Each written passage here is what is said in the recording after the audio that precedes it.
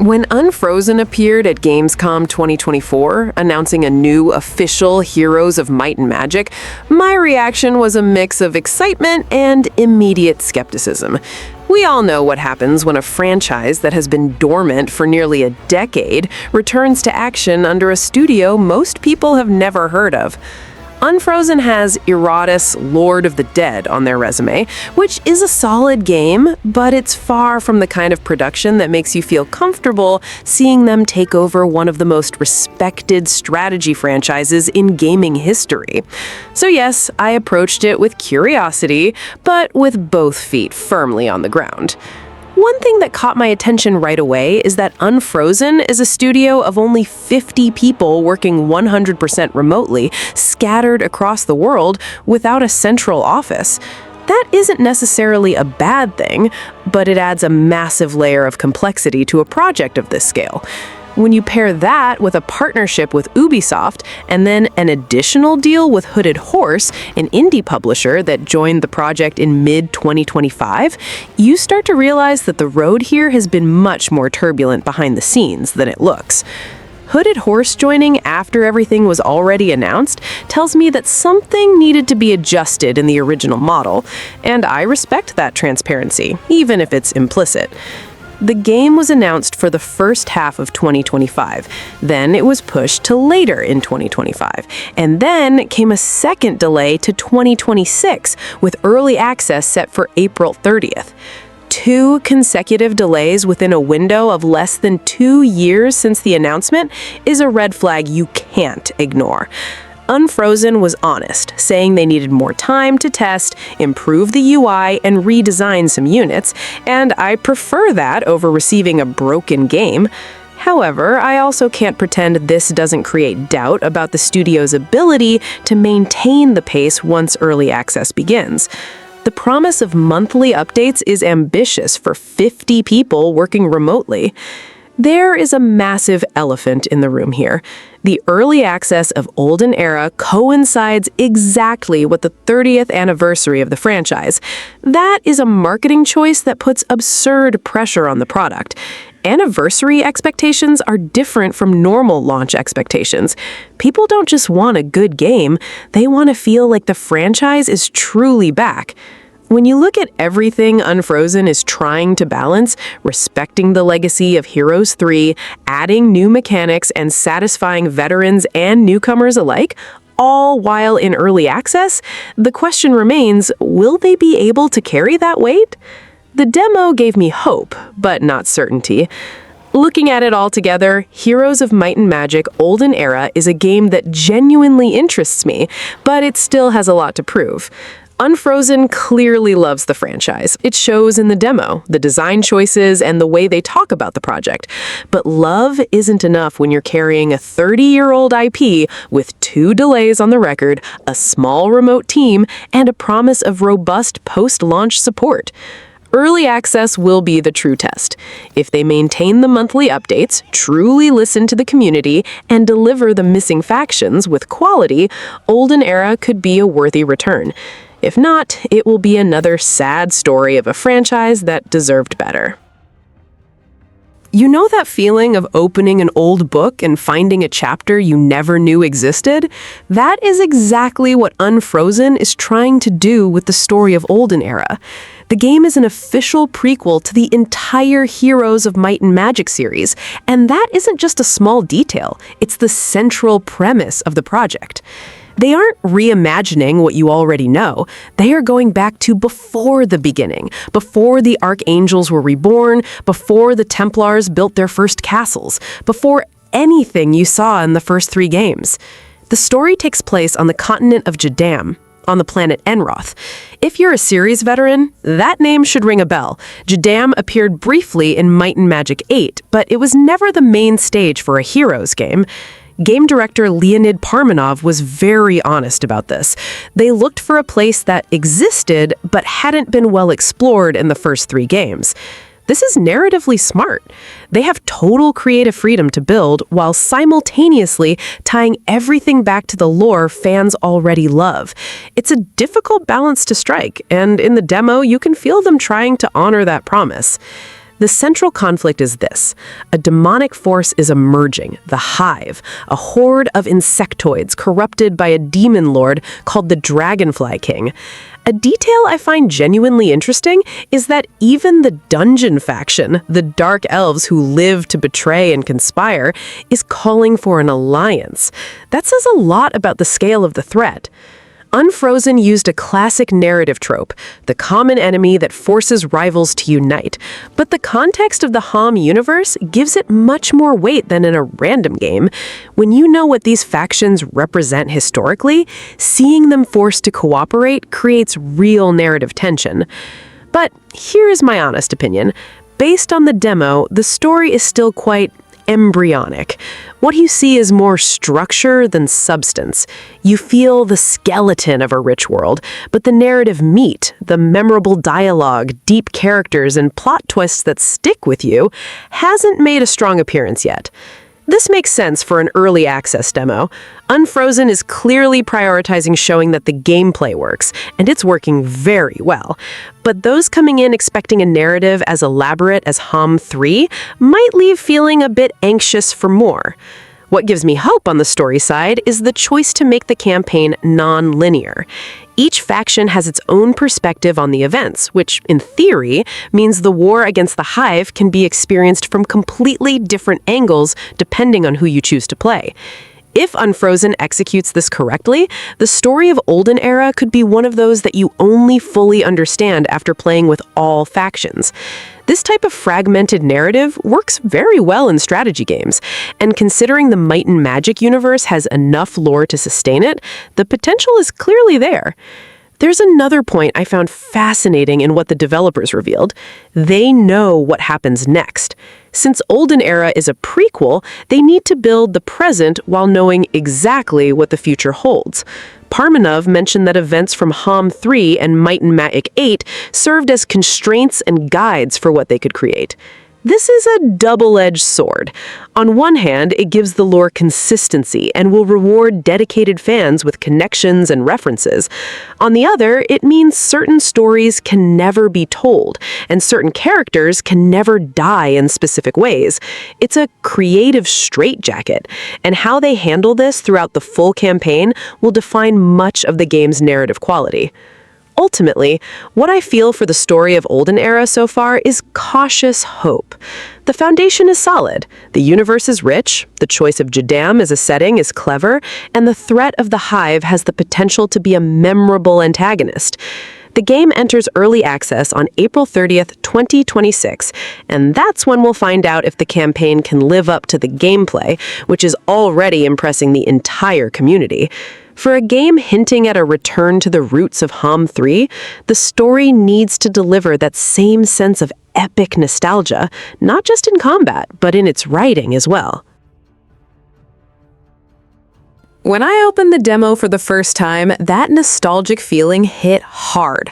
Unfrozen clearly sought the essence of Heroes 3 to build the base of the game, and it's noticeable in every detail. The adventure map full of secrets to explore, the hero progression that grows gradually, and the turn-based battles that demand real planning. It's no exaggeration to say that, at least in this first contact, it feels like someone finally understood what made the series so special. One of the things that hooked me most was how the adventure map works. You start with that urge to explore everything at once, and every resource you collect, every guardian you defeat, and every castle you conquer opens up new possibilities. The tension of the early economy, where every gold piece counts, and you have to decide between building a new structure or recruiting more creatures, is exactly what I've always loved about the series. The demo delivers this rhythm quite competently. The faction law system is the biggest mechanical novelty, and honestly, it's a very welcome addition. As you fight guards and explore the map, you accumulate law seals that allow you to unlock unique bonuses for your faction, from economic improvements to changes that completely alter battle rules. This adds an extra layer of strategy, because you don't start out all-powerful, you build your playstyle throughout the match. It's the kind of mechanic that encourages you to play again just to try a different path. I played with Dungeon and Temple in the demo, and the difference between the two is striking in the best way possible. The Dungeon, for example, has creatures with two types of attacks, and the Onyx Dancers are some of the most satisfying ranged units I've ever used in a Heroes game. Meanwhile, the Temple brings that classic vibe of humans with angels, which was even redesigned after community criticism. With 6 factions planned, including the Hive, which is completely new to the franchise, the variety this game can offer is massive. But it's not all sunshine and roses. The focus system, which acts as a special charge for units, annoyed me quite a bit due to the very slow recharge speed. In longer battles, this creates situations where you're just waiting for an ability to load without it appearing at the right moment. Additionally, the Magic Guild has a confusing interface for understanding how certain potions and consumables work. These are points that disrupt the flow of the game, especially for series veterans who expect immediate clarity. What excited me most wasn't just the game itself, but the attitude of the developer, Unfrozen. After criticism that the UI was too modern and distant from the series' classic aesthetic, they simply went back to the drawing board and revamped everything before early access. The user interface is being redesigned with more ornamentation and heroic details, and the series' original creator, John Van Caneghem, has returned as creative consultant. This is not to be ignored. Seeing a team that actually listens to the community and acts on feedback is rare and deserves recognition. The demo alone has already kept some players engaged for over 200 hours, which says a lot about the replayability potential. With early access arriving on April 26, 2026, featuring multiplayer, more factions, and a planned map editor, the feeling is that Heroes of Might and Magic Olden Era has everything it needs to be the return the franchise has required after more than a decade without a worthy release. It's not a perfect game yet. There are rough edges to smooth out, but the foundation is solid, the direction is right, and for the first time in a long while, I am genuinely excited about the future of the series. When I saw the graphics in the demo for the first time, my immediate reaction was, wow, this is beautiful, but in a different way than I expected. Unfrozen made a very brave artistic choice here.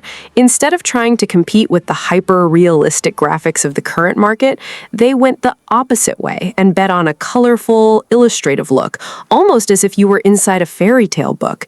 And you know what? It worked much better than I imagined. When you zoom in on the map, that's where the graphics really shine. The details are fine, and the objects scattered across the map have a visual richness you only notice when you stop to really look. The forests look dense, the mountains have texture, and every corner of the map has an element that catches the eye. It's the kind of detail I didn't expect from a game still in a demo phase, and it was a very welcome surprise. But I'll be honest here, because we need to talk about the 3D models of the units. While the creatures are functional on the map or in battle, they are visibly behind in quality compared to everything around them. Heroes 5, which is over 20 years old, offers more detailed character models than what we see here. This is a point I can't ignore, and it leaves me with a nagging feeling that the final game will need to improve this. However, when I was in the battle screens, something caught my eye in a positive way. The magic effects. The explosions, spell animations, and visual flashes during combat have a great energy that respects nostalgia without looking like they were ripped straight from 1999. There's a balance there between retro style and a modern presentation that works very well in the heat of the battle, giving me that satisfying feeling of playing a Heroes game, just updated. The artistic design of the cities is another point I found impressive. The town screen isn't a static diagram with lined-up buildings. It's a living illustration with subtle animations that give each faction personality. The necropolis has that dark, heavy atmosphere, the temple has its golden, epic light, and the schism is disturbing in just the right way. You can feel the identity of each faction just by looking at the town screen, showing real artistic care from the developers. What bothers me a bit, though, is the interface and unit icons. Some icons are confusing, with so much detail in such a small space that it becomes difficult to distinguish what's what quickly during gameplay.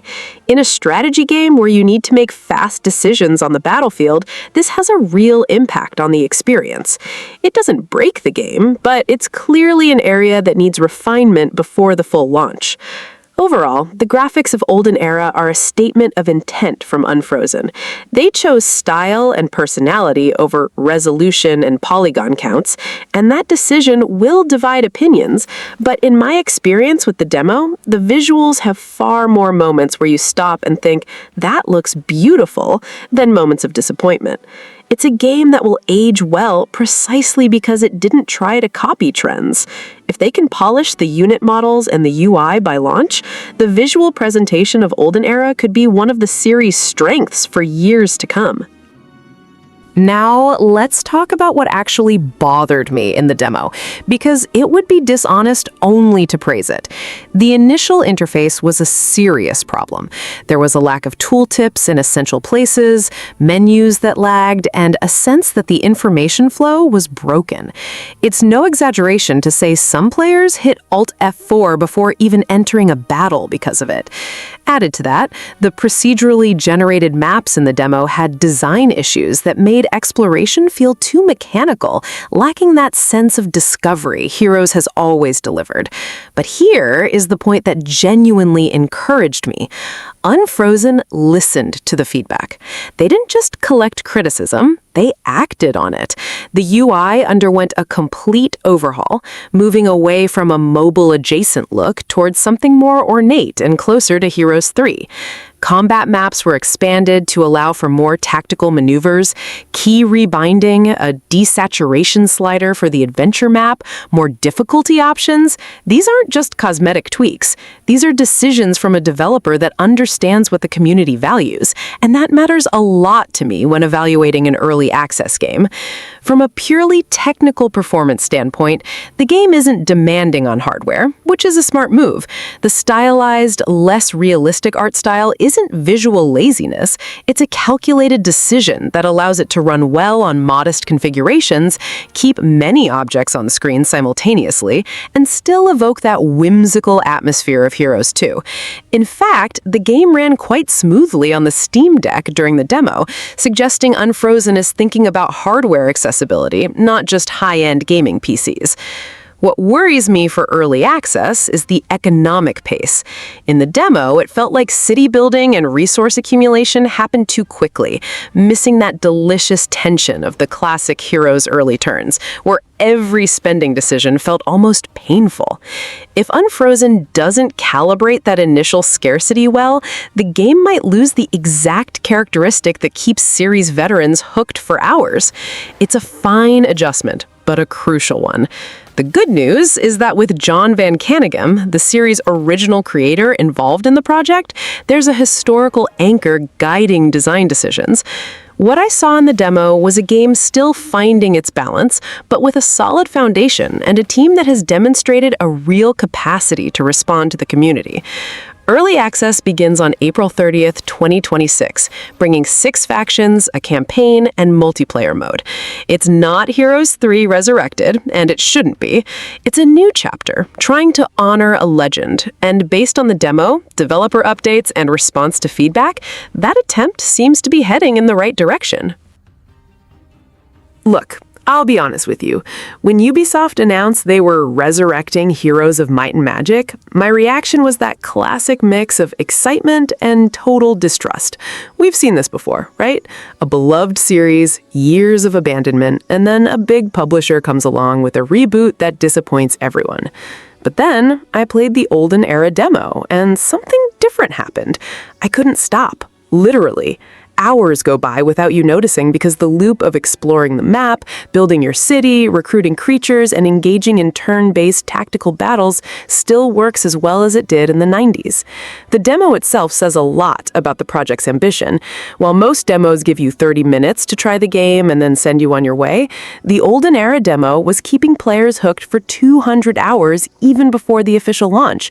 That's no coincidence. It's because the procedurally generated maps ensure every match is a different experience. Unfrozen studio head Denis Fedorov even commented on this nearly limitless replayability, and you can feel it in practice. You finish one round and already want to start another with a different faction. Speaking of factions, the game enters early access with 6. Temple, Dungeon, Schism, and 3 others, each with a distinct visual identity and mechanics. What caught my attention was that Unfrozen clearly studied what made Heroes 3 an untouchable classic. The system for selecting secondary skills when a hero levels up, for example, adds a layer of RPG depth that more recent games in the series had discarded. You feel that every build decision matters, and every battle can turn depending on what you chose to develop. However, I won't paint this perfect picture without mentioning the problems, because they exist and were well exposed by the community. The UI still needs polish. The map and character models were criticized for a lack of detail, and the auto-resolve system for battles left much to be desired. The good news is that Unfrozen didn't get defensive. They released a development preview detailing changes to battle layouts, UI, map readability, and various quality of life features, essentially adjusting every lever based on community feedback. That's the sign of a developer that is listening, not ignoring. So, who is this game for? If you grew up playing Heroes 3 or any classic turn-based strategy title, Olden Era was literally made for you. But there's also room for those who have never touched the series. Even those who went into the demo with 0 experience came away impressed by the solidity of the game's foundation. It balances that sense of deep strategy with a pace that doesn't require you to be a micromanagement expert from minute 1. It's the kind of title you learn by playing and get better at over time. Is it worth buying at early access launch on April 30th, 2026? My honest answer is, it depends on who you are. If you're a fan of the series and want to be at the front of the line, follow the development, give feedback, and experience every update as an event, go for it, because the base is already solid enough to justify the investment. But if you're the type who prefers a finished product with the full campaign, adjusted balancing, and without the typical imperfections of early access, wait 6 months to a year. Unfrozen has shown they know how to listen to the community, so the final product will likely be even better. I'm buying it at launch, no regrets, because playing the demo was like listening to a song you loved in childhood and realizing it still hits the same way, just with modern production. Olden Era isn't trying to reinvent the wheel, it's trying to make the best version of the wheel everyone already loved. And given the number of hours I lost to the demo without realizing it, I trust the full game will swallow me whole.